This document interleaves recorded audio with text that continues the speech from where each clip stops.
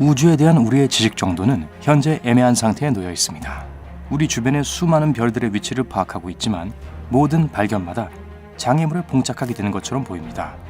몇몇 발견은 정말 이해하기 힘든 나머지 심지어 회의적인 과학자들까지도 외계인을 고려하기 시작합니다. 가장 분명한 예는 태비의 별인데요. 이 별은 마치 주위에 인공 거대 구조물이 있는 것처럼 빛이 희미합니다. 그런데 거기서는 정말 무슨 일이 일어나고 있는 걸까요? KIC 8462852 또는 간단히 태비의 별은 백조자에 위치한 신비한 천체로 태양으로부터 약 1470광년 떨어져 있습니다. 이 별은 별로 특별한 점이 없습니다. 태양보다 약 50% 더 크고 1000도 정도 더 뜨겁고 우주에는 그런 존재들이 얼마든지 있어요. 그럼에도 불구하고 이 별은 관측사상 가장 이상한 별로 알려지게 되었습니다. 그 이유를 이해하기 위해서는 그 별이 처음에 어떻게 발견되었는지를 좀 더 자세히 알아볼 필요가 있죠. 천문학자들은 최근 수십 년 동안 급속한 기술적 진보를 통해 별을 감지하고 연구하는 여러 방법을 개발했는데 그중 한 가지 방법이 눈에 띕니다. 이 방법은 별을 발견하는 데 뿐만 아니라 현재 우리의 가장 큰 관심사가 되고 있는 것을 탐지할 수 있게 해주었죠. 바로 외부 행성입니다. 즉 바깥 세상, 멀리 떨어진 별을 공전하는 별이죠. 외부 행성은 태양계에 대한 모든 미스터리 열쇠를 쥐고 있고 우리가 묻기를 두려워하는 질문들에 대한 해답을 제공할 수 있습니다. 우리는 어떻게 생겨났을까? 그리고 우주에는 다른 생명체가 있을까? 이 방법을 통과 측정법이라고 합니다. 어려운 이름에 주눅들 필요는 없어요. 그 핵심은 간단한 예를 통해 설명될 수 있습니다. 여러분이 먼 곳에 있는 빛을 보고 있다고 상상해 보세요. 그런데 무언가가 그 바로 앞으로 날아갑니다. 빛이 너무 밝고 물체는 너무 멀고 빨라서 그것이 새였는지 박쥐였는지 전혀 알 수 없지만 잠시 전에 무언가가 있었다는 것은 확실히 알 수 있습니다. 왜냐하면 빛 자체가 순간적으로 희미해져서 잠시 깜빡거렸기 때문이죠. 심지어 그 물체가 얼마나 컸는지도 짐작할 수 있습니다. 깜빡거림이 얼마나 길고 강했는지 고려하면요. 통과 측정법은 행성이 관측 지점과 문제의 별 사이의 궤도를 통과할 때 별의 조각을 측정합니다. 짐작했겠지만 이 방법은 많은 정보를 제공하지만 결점들도 있습니다. 그래서 통과 측정법을 사용할 때 많은 추측에 의존할 수밖에 없죠. 하지만 그럼에도 불구하고 2014년에 이 방법을 이용하여 기록적인 수의 외계 행성을 발견했습니다. 총 약 850개나 말이죠. 태비의 별은 태비사 보야지안 박사의 이름을 따서 지어졌고 교수는 이상한 성질을 가장 먼저 알아차린 사람이었습니다. 다른 별들은 행성이 그 앞을 지나갈 때 약 1% 정도 희미해지는 반면 태비의 별은 훨씬 더 많이 희미해졌습니다. 이 현상의 최초 관측은 1890년에 기록되었는데 1989년까지 이 별의 빛이 약 20%를 잃었다는 것을 보여줍니다. 물론 이것은 행성이 지나가는 것만으로 발생할 수 없는 현상입니다. 그렇다면 행성이 공전하는 별 자체보다 더 커야 하는데 그건 불가능합니다. 별들은 거의 아무런 변화도 없이 수십억 년 동안 같은 밝기를 유지합니다. 천문학자들이 태비의 별이 생명주기 중간에 있다는 사실을 알게 되면서 더 알 수 없는 사실이 되었습니다. 별빛에 어떤 장애가 있을 이유가 하나도 없습니다. 그렇다면 무엇 때문에 빛이 희미해지는 걸까요? 이렇게 희대의 추측이 시작되었습니다. 아니면 긴 과학수사라고 해야 할까요?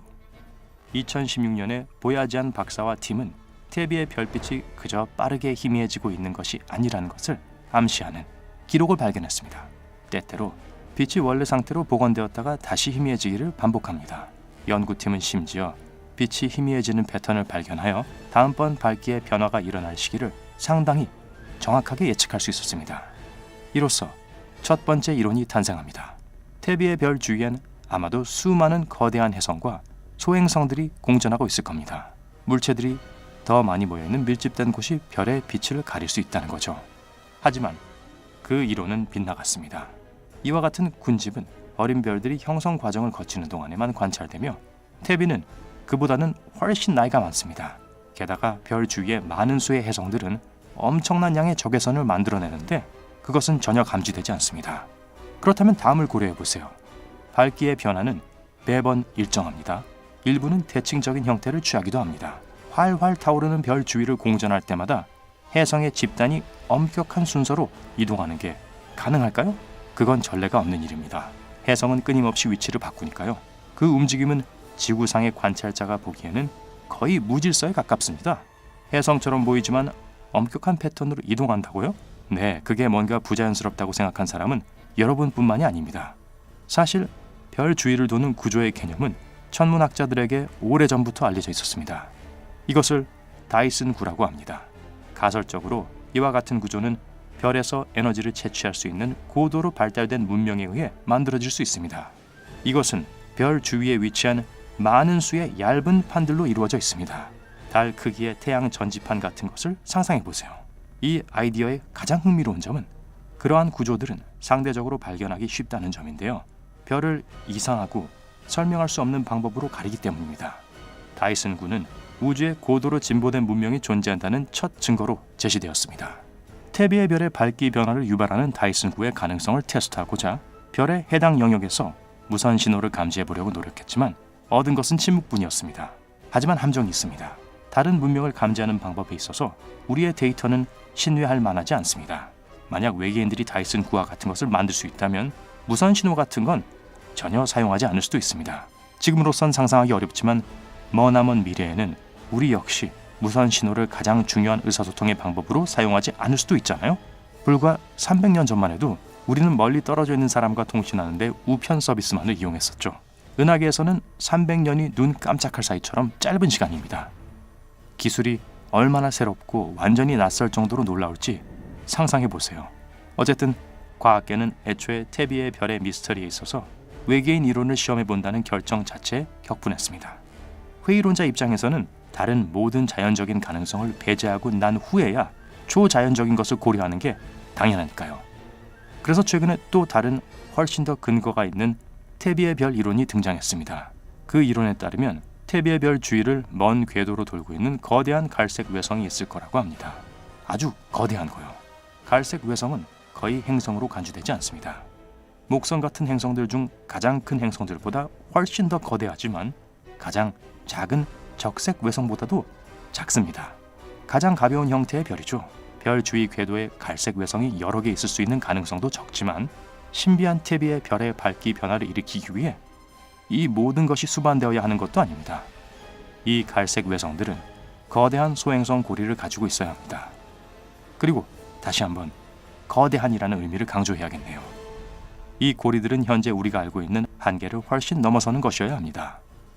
이 한계를 로슈 반경이라고 합니다. 이 반경 너머로는 어떤 소행성 고리도 그 형태를 유지할 수 없습니다. 결국 모두 하나의 물체로 모이게 되고 위성이 되죠. 이론적으로 태비의 별의 궤도를 돌고 있는 특정 갈색 외성은 목성보다 15배 더 크고 6개의 행성 고리가 있어야 합니다. 아직도 그럴듯하게 들리지는 않지만 현재로서는 최고의 이론입니다. 아니, 작년까지는 최고의 이론이었죠. 천문학자인 브라이언 매츠거와 컬럼비아 대학의 동료들은 태비의 별을 둘러싼 물체는 아마도 부서진 행성과 엑소문의 잔해이고 태비의 별빛을 이상하게 깜빡이게 하는 원인일 수 있다고 제안했습니다.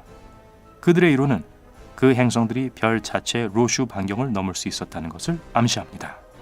그렇다면 행성들은 변형되고 당겨지고 평평해집니다. 그러고 난 후 태비의 별의 중력의 거대한 영향 때문에 산산조각이 납니다. 비록 이것이 태비의 별과 그 행성에 약 20만 년 전에 일어났을 일이지만 이 물체의 잔해가 여전히 별 가까운 궤도에 있다는 겁니다. 그것이 바로 우리가 망원경으로 볼 때 태비의 별을 가린다는 거죠. 이 이론이 태비의 별의 미스터리에 대한 긴 조사의 마침표를 찍을 수 있을까요? 결국에는 진실인지 거짓인지 증명될 겁니다. 그때까지 태비의 별은 가장 큰 비밀을 지닌 별로 남을 거예요. 이것보다 더 관심을 끌었던 이상한 천체나 현상에 대해 들어본 적이 있나요? 아래 댓글로 알려주세요. 오늘 새로운 것을 배웠다면 이 비디오에 좋아요를 주고 친구와 공유하세요. 하지만 잠깐만요. 고양이 이름을 태비라고 짓기 전에 여러분이 좋아할 만한 2000개 이상의 멋진 비디오가 있습니다. 왼쪽 또는 오른쪽 비디오를 선택하고 클릭하기만 하면 됩니다. 삶의 밝은 면에 머무르세요.